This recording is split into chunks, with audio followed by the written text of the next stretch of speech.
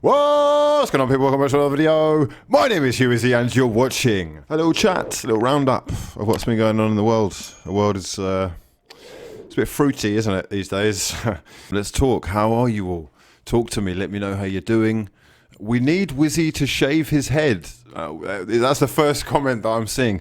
Massively fraudulent. Tommy, hope you're all doing well. Bald Wizzy. What? Where's all this coming from? We're a bit big, aren't we? Why are we so big? My head is massive.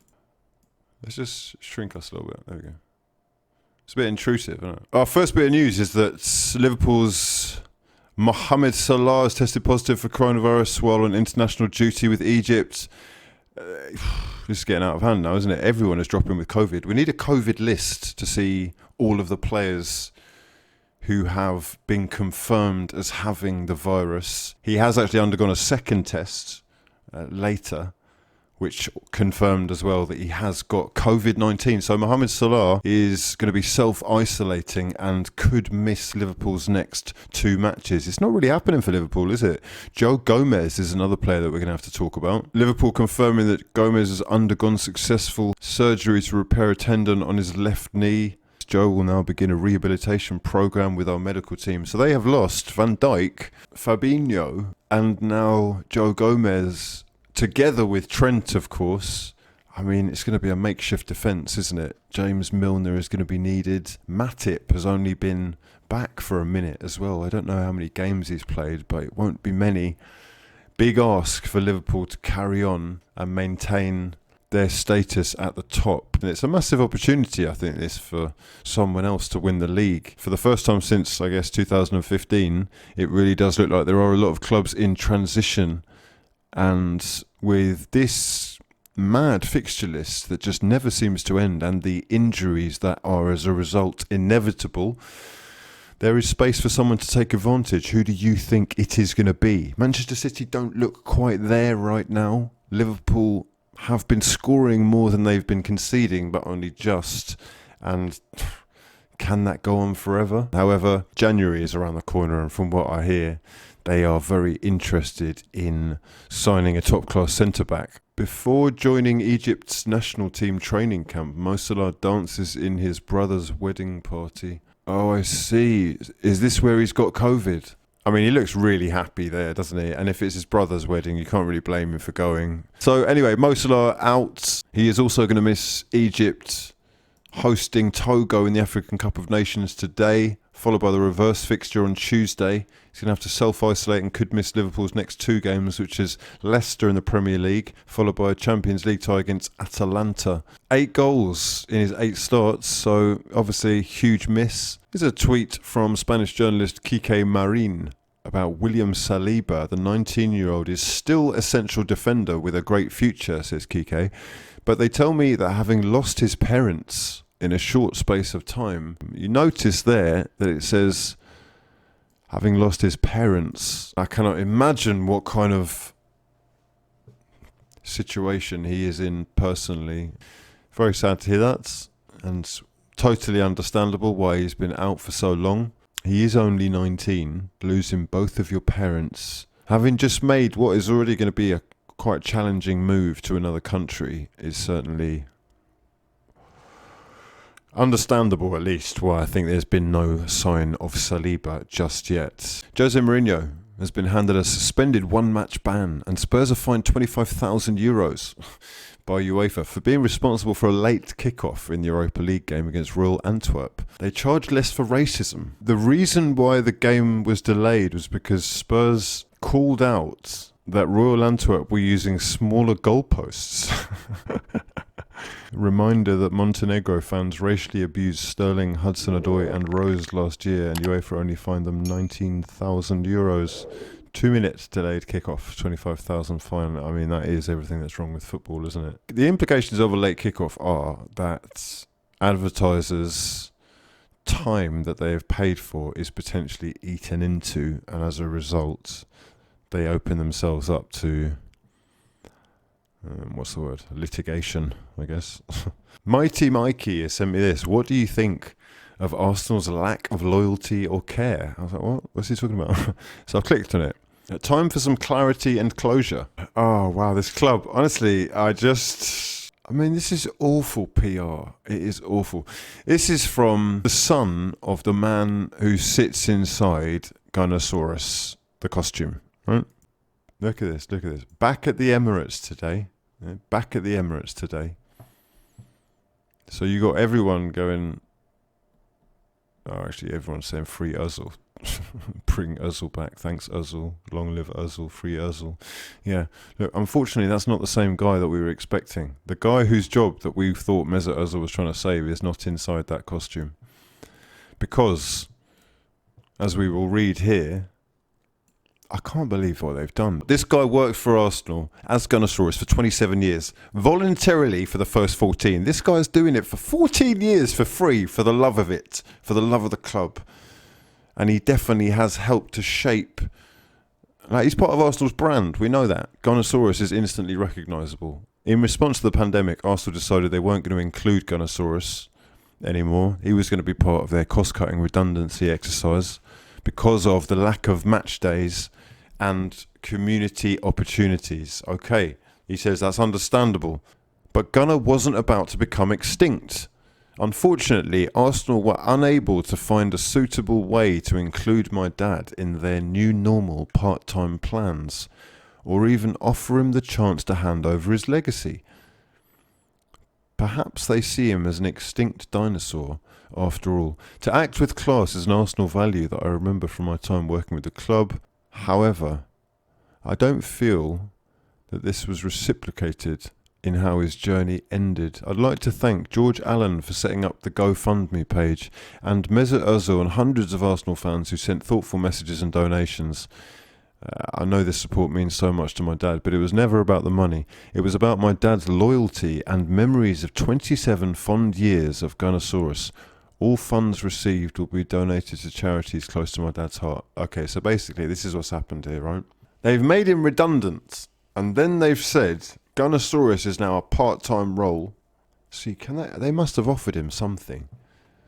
But even that, you can't do that. It smells illegal. It smells of unfair dismissal. Oh, mate, you got to understand the law. See, what I know for a fact, right, is that you cannot make someone redundant and then give someone else that job. But what you can do, for example, if you own a business, is you can make someone redundant and then split the hours of what used to be that job into like a part-time job or several part-time jobs and offer those. It's very, very snaky to do that, though. But it's part of this 0 hour thing, isn't it? Where you don't have to guarantee people work. It is quite possible that this has gone from like a 30-hour-a-week job to being 31-hour-a-week jobs. And he would be well within his rights if offered to refuse that. I don't know that for a fact, but what we do know from the sound of things, his son is not impressed with the way that they've treated his dad, who's worked for the club for 27 years, 14 of which were for free. And I'm sorry to say this, but this club is losing its class and touch with every passing day. I'm almost not surprised in the way that Arsenal appear to have acted here, and I would like some clarity on this situation from the club, because this is not leaving us and the brand in a good light. It leaves a bitter taste in the mouth to think that they can't even sort him out. What is essentially about 2 days' pay for Willian. This guy's yearly salary is about 2 days' pay for Willian.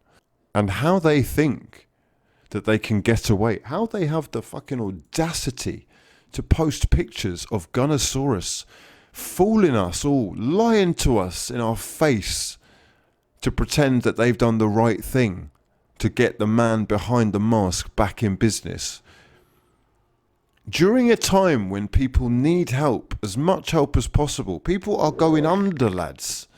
If we've got the money to make stupid decisions, like leaving our highest paid player out whilst paying him not to play football, if we've got the money to make mad decisions like signing fucking elderly players from our rivals on lucrative contracts, then we've surely got the money to pay this guy. Even if he doesn't have a job right now. The worst thing about that is because it's just one man, because it doesn't mean a lot to a lot of people, that will get brushed under the carpet. But people will think that this is cringeworthy. The club that I grew up supporting would not behave like that. We look after each other. It's a community club. It's like a family. It's disgraceful what they've done there. Real Madrid do have a situation on their hands now where they're trying to only offer players of 30 and above 1-year extensions. And that is the same reason that they lost Pepe, Portuguese centre-back. And it is looking like a reason why they may not be able to get Sergio Ramos to sign an extension himself.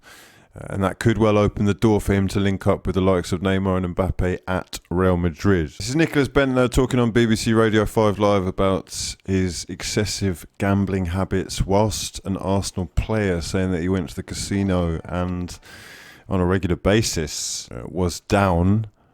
KB, much love for subscribing, you absolute legend, mate. Saying that he was at one point £400,000 down in one night.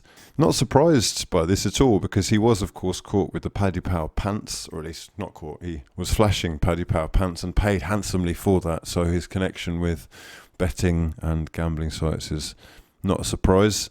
It's also not a surprise knowing that a lot of these footballers do end up at casinos. They are making incredible amounts of money, so I would imagine many of them are thrill seekers, many of them have that extra change to throw away, and probably many of them have serious problems. Little Bloomberg quick take here, where this little guy here, this massively fraudulent guy, is explaining to us why Ryan Reynolds is considering buying into Wrexham Football Club. He also goes into some detail as to why American billionaires and others are taking interest in these football clubs right now.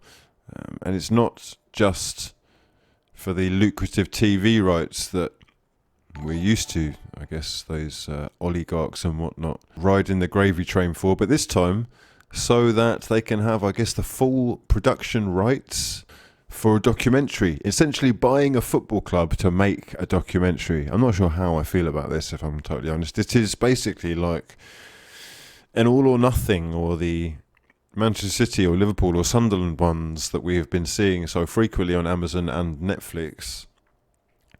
But this time, instead of being policed by the club, who can say what they want put out and what they don't approve, this time they'd have free rein to do as they please. I guess it's quite exciting for them in terms of the potential of what they could create here. It could be a multi-series thing that goes on for years.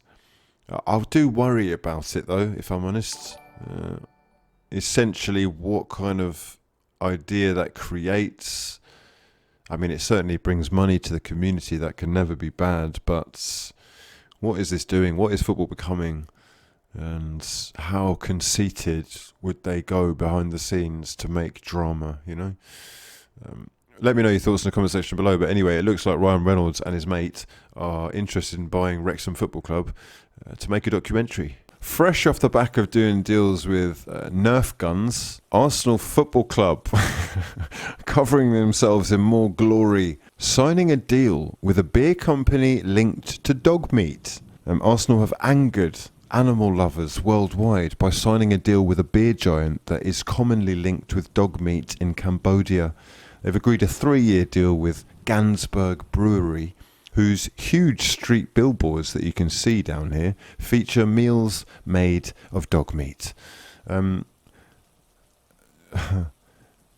Eating dead dog flesh as a snack alongside beer has been normalised in Cambodia. Has it? Fucking hell. Okay, next up we've got Jack Grealish, who's been linked to Manchester United. I don't know why he would join Manchester United right now, especially given that he's just signed a new contract for his boyhood club, Aston Villa.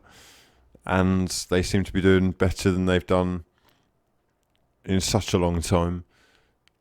And the same cannot be said for Manchester United, who seem to think that they can prize one of the best players in the Premier League, not one of the best English players, one of the best players in the Premier League, for around 50 million euros when they were quoted 80 million pounds in the last window and balked at the price.